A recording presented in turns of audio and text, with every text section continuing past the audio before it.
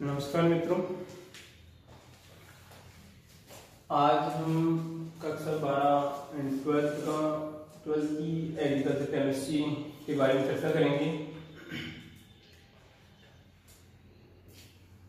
Inorganic हम कृषि रसायन के बारे में पढ़ते हैं।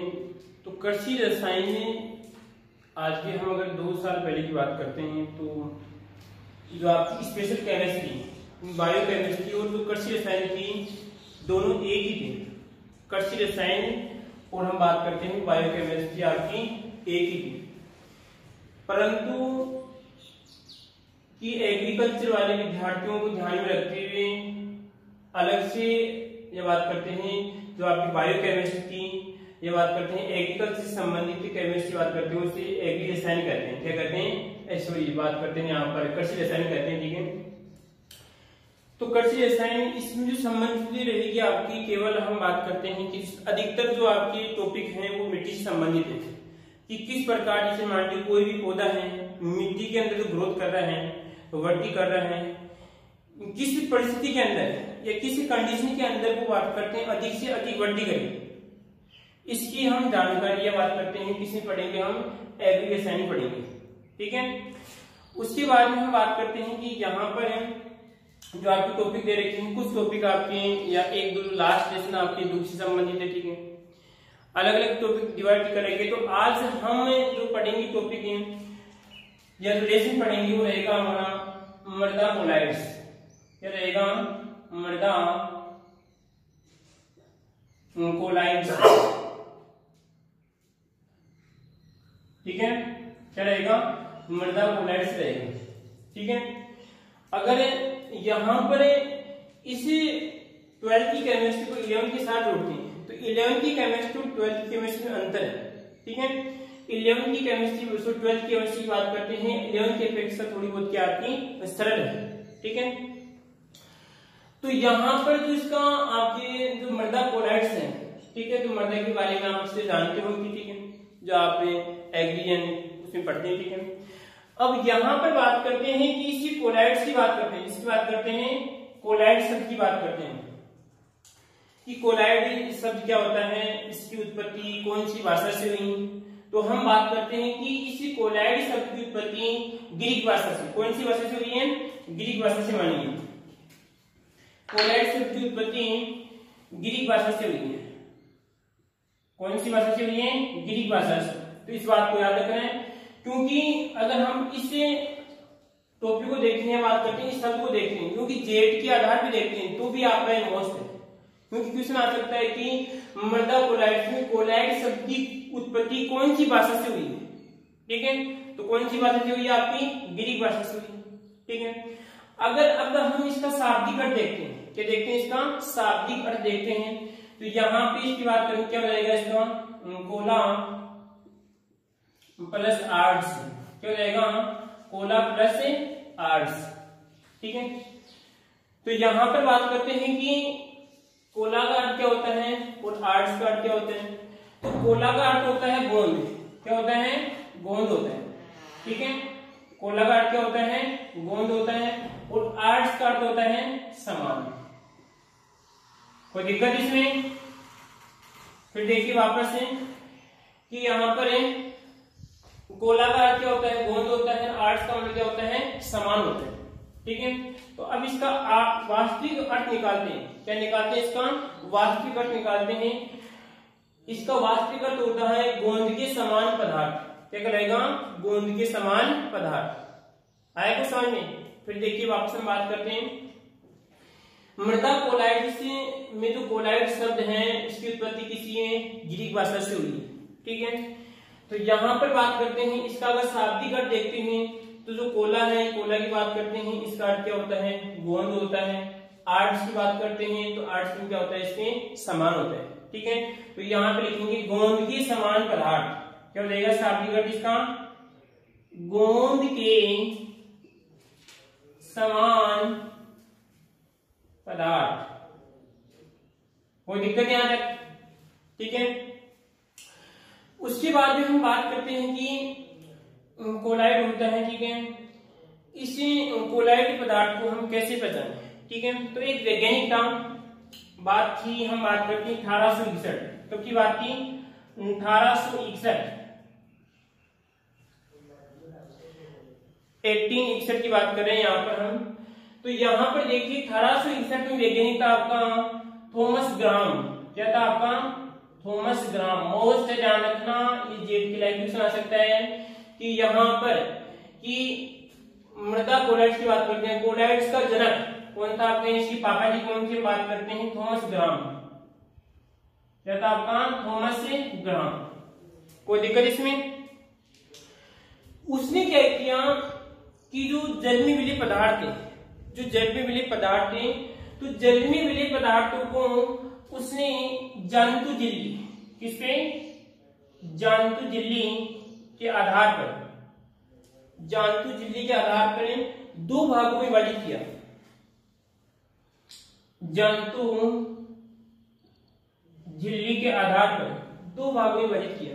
ठीक है, तो उसने क्या किया कि जो आपकी इस प्रकार जंतु झिल्ली थी, ठीक है, बहुत बारीकी से होती है। क्या होती है? बहुत बारीक झिल्ली होती है। ठीक है, तो उसने क्या किया, जो जल में मिले पदार्थ थे, उन जल में मिले पदार्थों को जंतु झिल्ली पे गिराया।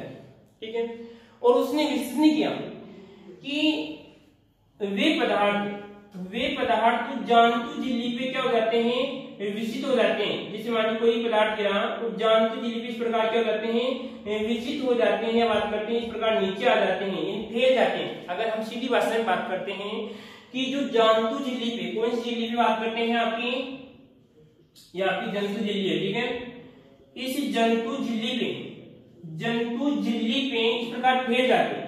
जैसे हम बात करते हैं, आपको कोई परस होता है। ठीक है, अगर परस पे हम कोई पानी गिराते हैं, अगर पानी इस प्रकार फैल जाता है, पानी इस प्रकार फैल जाता है। ठीक है, तो उन पदार्थों को उसने क्या नाम दिया? जो विकसित हो जाते हैं, जो विकसित हो जाते हैं या फैल जाते हैं,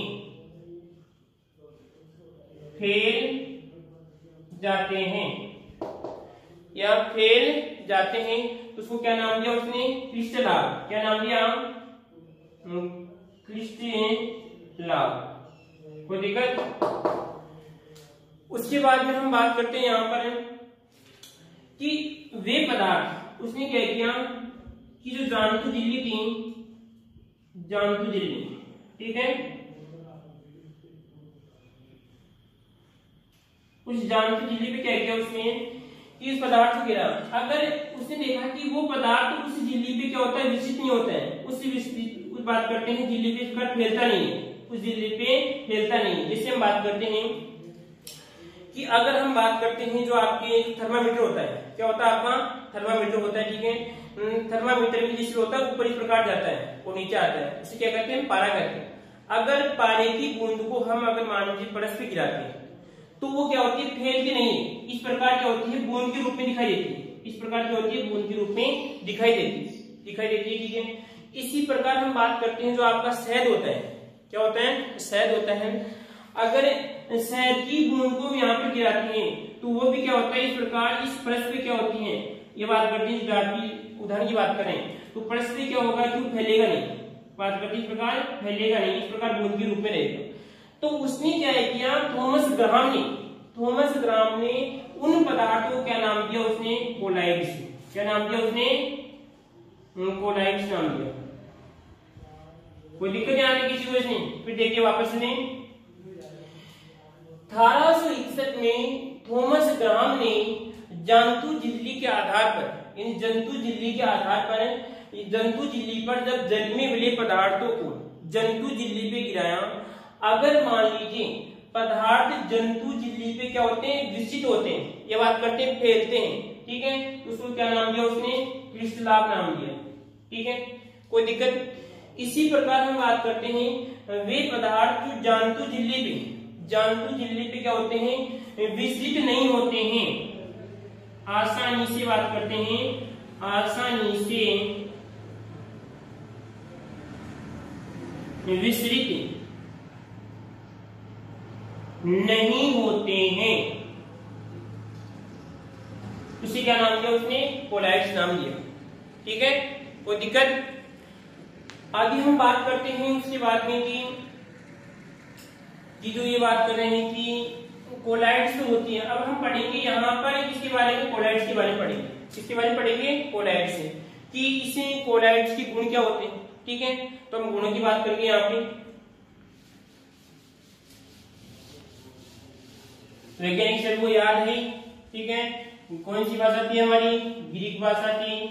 वैज्ञानिक कौन सा था आपका, थॉमस ग्राहम था। सन कौन सी थी, 1861।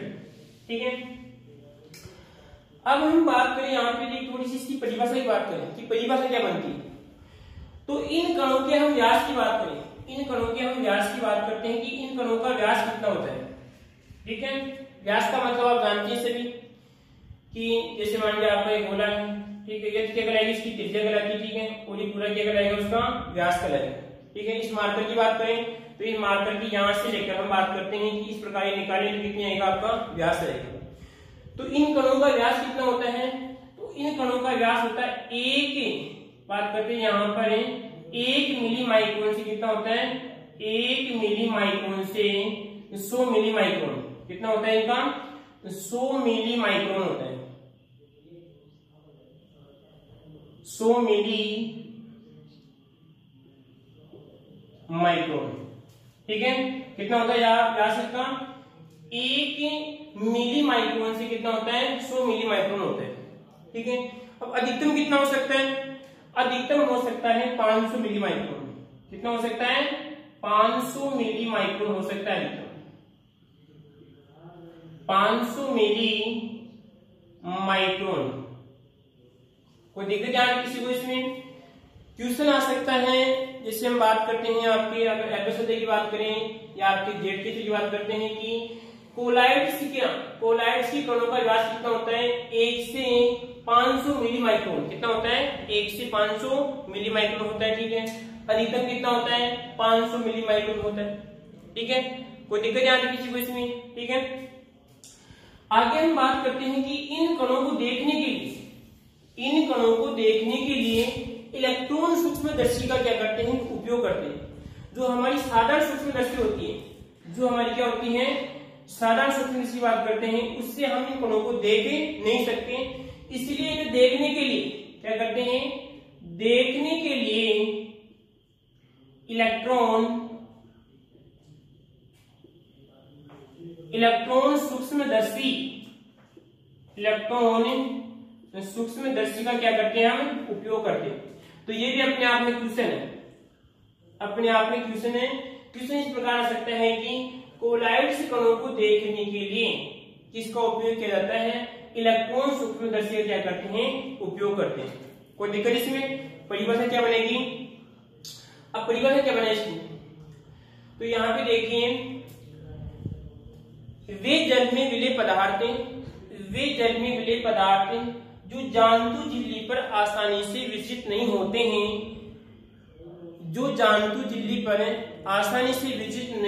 हैं, और जिनका आकार या जिनका व्यास 1 मिली माइक्रोन से 100 मिली माइक्रोन होता है, 1 मिली माइक्रोन से 100 मिली माइक्रोन होता है, तथा उन्हें देखने के लिए इलेक्ट्रॉन सूक्ष्मदर्शी का उपयोग करते हैं। उन्हें हम कोलाइड्स के कण कहते हैं। ठीक है, कोई दिक्कत नहीं किसी को इसमें। अब बात करते हैं कि गुणों की बात करते हैं। ये तो एक परिभाषा बनती है इसकी। ठीक है, तो परिभाषा की बात करें यहाँ पे कि परिभाषा क्या बनती है इसकी, सॉरी परिभाषा आ गई इसकी। अब बात करते हैं गुण। तो गुणों में कौन कौन से गुण पढ़ेंगे यहाँ पर हम, 6-7 जो भी इसके गुण हैं। तो पहले गुण की बात करें यहाँ पर आपका विषमांगिता जो भी आपकी विषमांगिता, उसके बाद में रहेगा विषमांगता आएगा आपका। ठीक है, विषमांगता कहलाएगा। दूसरा गुण कहलाता है आपका विसरण। क्या कहलाता है, विसरण। ठीक है, तीसरा गुण आएगा आपका इसमें ब्राउनियन गति। कौन सी कहलाएगी आपकी, ब्राउनियन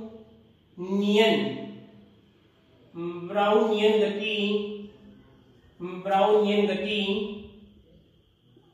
ठीक है, उसके बाद में चौथा कहलाएगा आपका आवेश।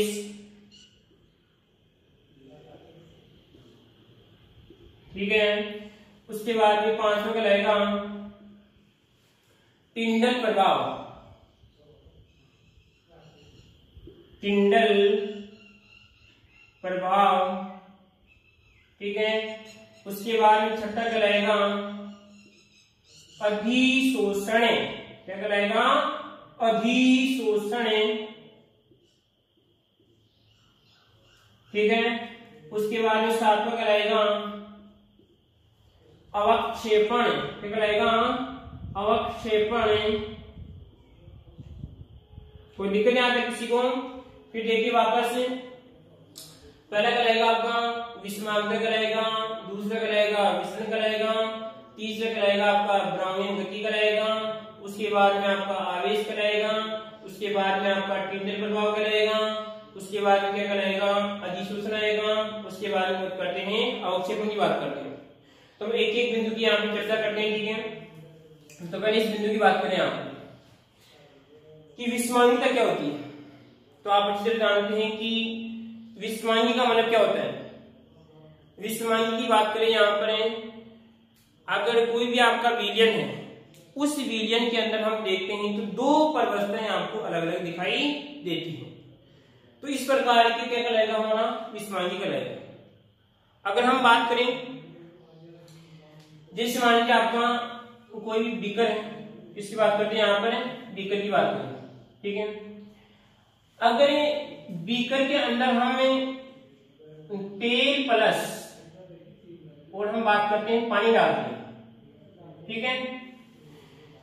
और बीकर में क्या डाला हमने? तेल और क्या डाला?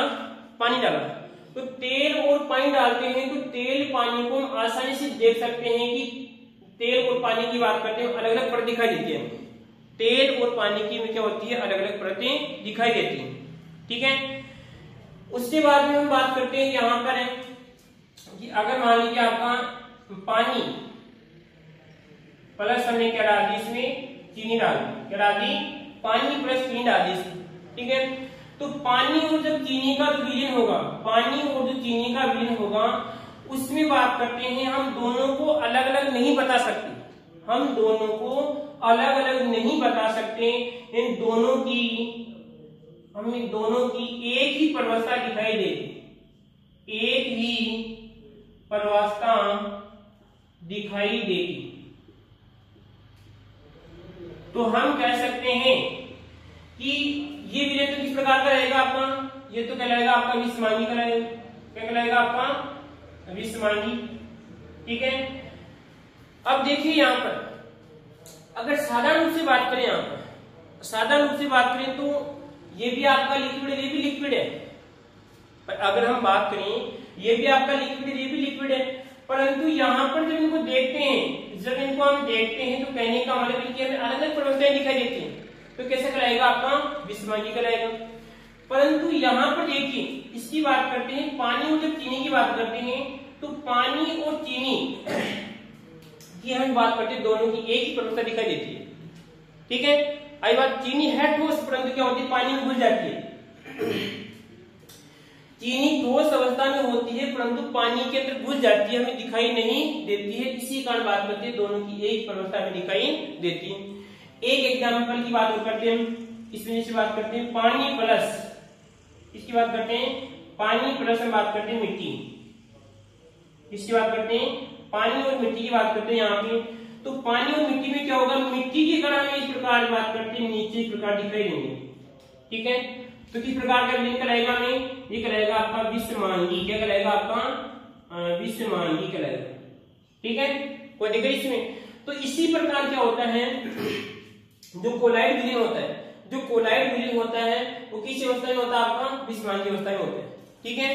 कोई दिक्कत इसमें? तो यहाँ पे क्या होता है, इसके अंदर हम बात करते हैं कि जो कोलाइड विलयन होगा, कोलाइड विलयन में तो ठोस के कण होते हैं, क्या होते हैं आपकी? ठोस तो होती है आपकी इसमें एक तो परवस्था कहलाएगी, एक तो यहाँ पे कहलाएगा माध्यम में कैसा रहेगा इसमें। अगर हम बात करते हैं कोलाइड विलयन की बात करें, किसकी बात करते हैं? कोलाइड विलयन की बात करें, कोलाइड विलयन की बात करते हैं तो माध्यम में क्या रहेगा इसमें आपका? माध्यम, अगर हम माध्यम की बात करते हैं, माध्यम क्या आएगा आपका? माध्यम, माध्यम तो रहेगा इसमें आपका द्रव्य, क्या रहेगा, द्रव्य रहेगा। और इसमें जो प्रवस्था कैसी रहेगी आपकी, अगर हम बात करते हैं प्रवस्था, बात करते हैं किसी आएगी आपकी, ठोस आएगी, ठीक है। तो हम बात करते हैं कैसे चलेगा, और विलयन कैसे रहेगा आपका, विषमांगी, क्या रहेगा, कैसे रहेगा, विषमांगी, ये रहेगा आपका विषमांगी विलयन, ठीक है। कोई दिक्कत इसमें?